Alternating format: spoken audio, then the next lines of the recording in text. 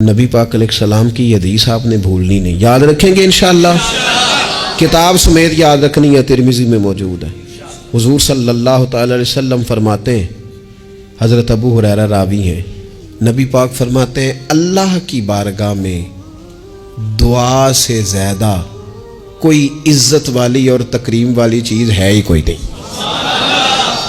وہ بڑا معزز ہے بندہ، بڑا مکرم ہے وہ بندہ، رب کی بارگاہ میں بڑے اعزاز والا ہے جو رب کی بارگاہ میں دعا مانگتا ہے۔ اس سے بڑی عزت اور تکریم والی شے ہی کوئی نہیں۔ اور یار لوگوں کی کسی بڑے آدمی سے ملاقات ہو جائے تو فریم کرا کے فوٹو لگائی ہے، ساری زندگی اس چیز کو بیچا ہے، وہ سمجھتا ہے بڑا اعزاز ہے، اتنے بڑے بندے نے مجھے سامنے بٹھا لیا، اور بالکل تنہائی میں 1 to 1 ملاقات، اور اس نے مجھے کہا آپ خود بیان کریں جی کیا مسئلہ ہے، میں آپ کا حل کرتا ہوں۔ کتنی بڑی تکریم کی بات ہے۔